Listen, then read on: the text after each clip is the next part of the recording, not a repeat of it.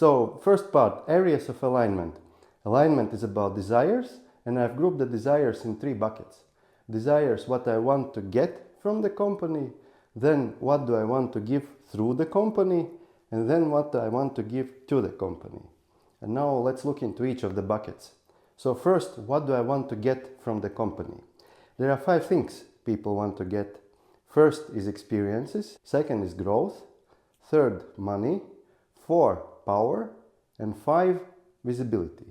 First about experiences. This is what type of lifestyle I want to be able to afford thanks to having the resources that this company is providing. You can think of all the properties that you want to buy, all the experiences you want to go through that require any resources, money or other resources. So everything that is there is what you want to get from the company. But there's also other thing is what you want to experience by being in the company. So what type of work you want to do, in what environment you want to do, how often you want to do it, do you want to travel, do you want to be a public speaker in connection with the company, and so on. So all the types of experiences life can give you. And here you can think in such terms that you have, or with time you will have life vision, and then this company is a tool or a puzzle piece in your life vision, not vice versa. Because otherwise, why be an entrepreneur when you are the tool for the company? Then third type of experiences is relationships we want to experience.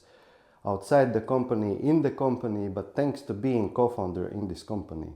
You can think of what types of people you want to meet, what types of relationships you want to have, how do you want to feel in those relationships. And then number 4 is values. Values, feelings and virtues you want to experience by being part of this company. You can think of, do I want to feel proud or successful or recognized or responsible or grateful, and does this company provide me options to feel this way? So this concludes the experiences part. The next part is growth. How do I want to grow? By being part of this company. And growth usually is in 3 dimensions. One is self-development, where I develop new skills and abilities in me. Let's say public speaking skills, transform fear into strengths, power, and so on. Then the second is self-discovery part, where you do not develop anything new in you, but you understand yourself better. What are your values? What are your actual desires? What is your purpose? And so on. And then the third is professional growth. So any type of professional knowledge and skills you want to gain, is this company helping you to gain these things? Part 3 of what people want to get from companies is money. And I set money here separately from the experiences. Money that is necessary to finance the experiences is just a tool to have experiences, because experiences is what people desire. But when people desire money for money's sake, then this is usually for one of 2 reasons. Either there's something else that I want to be doing, and then I want this money to finance this something else, or I have some inner void which I want to fill with money. Think of a cake example. If I buy a cake and eat 1 piece, then this is the experience I want from the cake. Okay, I eat 2 pieces, but still. But if I eat the cake and stuff it all inside me, then most probably I was feeling sad or lonely or something else, and then I just try to eat away this feeling. So similar with money. If I want that amount of money that finances my experiences, then this is the experiences I want. But if I want money in order to feel safe, or to feel valuable, or to feel free, then this is the inner safety or self-worth or inner freedom that I want. And these are not achievable with money. But okay, that's another story. So, but the third part people want to get from companies is money for money's sake. And by the way, here I'm not judging what is right or what is not right way. I'm just sharing what are these differences between each mode of wanting. And also there's nothing wrong with wanting to have more money in order to accomplish something. So let's say I want money in order to grow this company. But this is kind of incorrect statement, because here my question was, what do you want to get out from this company for you personally? So the money that stays in the company is not meant here. And also a reflection point here is that if you want to get money not for your experiences but to create something else, then this will go into separate bucket later when I will talk about what do we want to accomplish through the companies. The next thing founders sometimes want is power. And power we can look at again in two ways. One way is that I want to feel that I am empowering others. But here, what I mean with power is its shadow aspect, where I want control. I want to control everything and everyone around me in order to feel safe, that no one can do any harm to me. This usually also creates the culture of micromanagement in company, which slows it down. And then the last part founders want to get from the company sometimes is visibility. And visibility again can be used in two ways.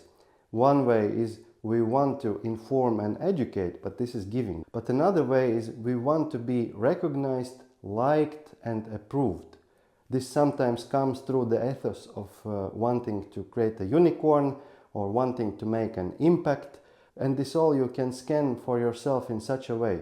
If nobody would find out that you have the unicorn or you made that impact, would it still matter to you? If it matters, then it is more about giving and creating. But if what matters is that people recognize you or you have proven something to someone, then this is the recognition that you would want to get from the company.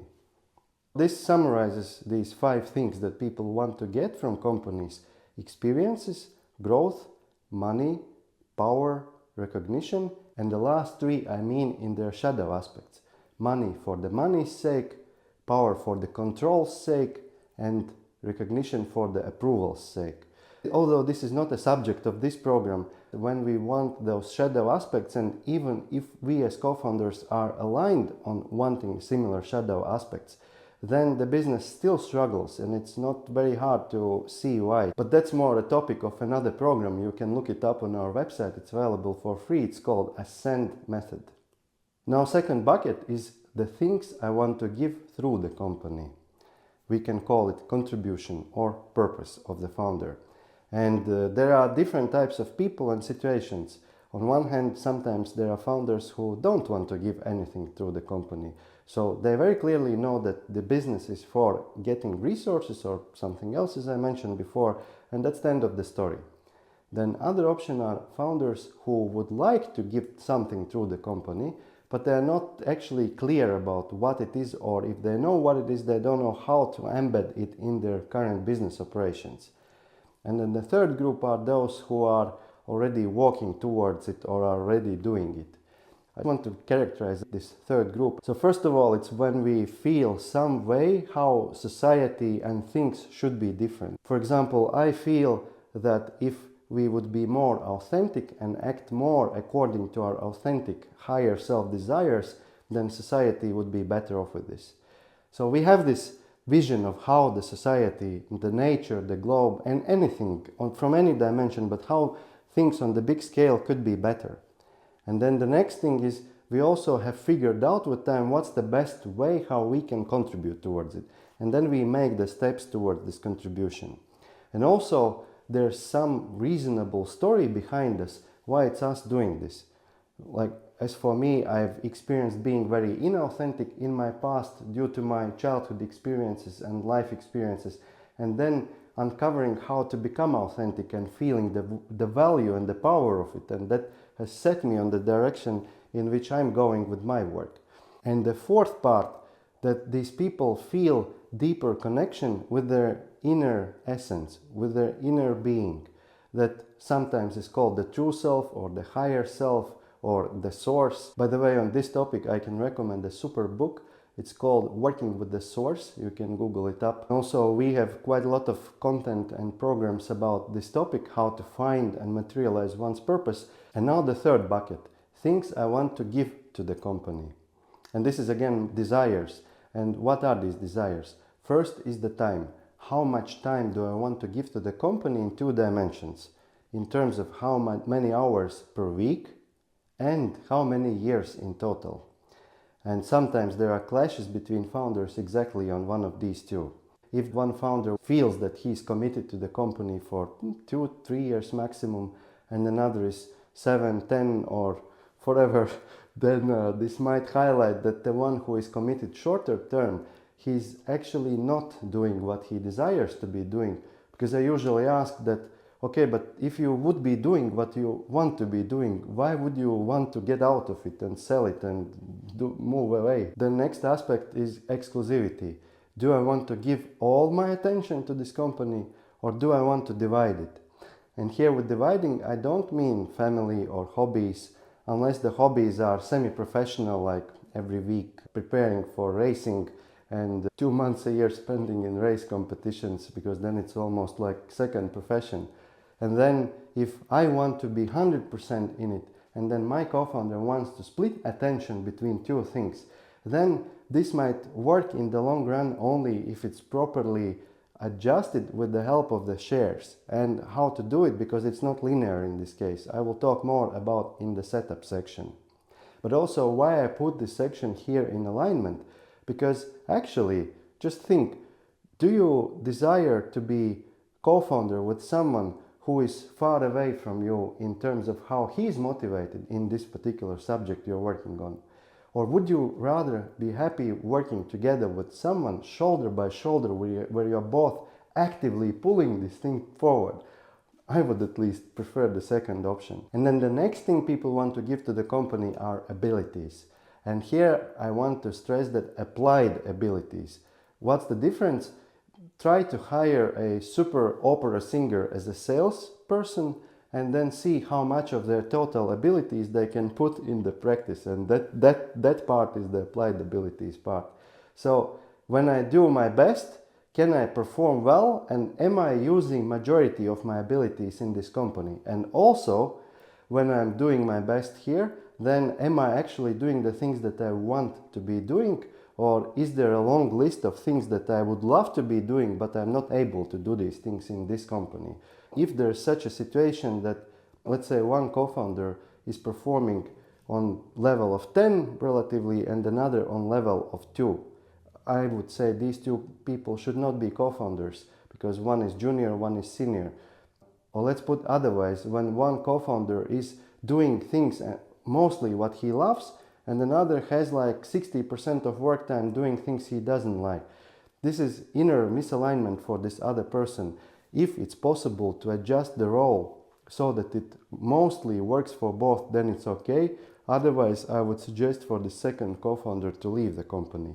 Here's just one bias to avoid when comparing the levels, that sometimes the mistakes of technical people, including even sales, are quite easily to spot, meaning you can see if sales are not performing or the product is broken, but CEO's mistakes, which sometimes are the craziest, are not so easy to spot because it's not so well measurable. But anyways, if you would ask what's the main KPI of a CEO, I would say it's MRR.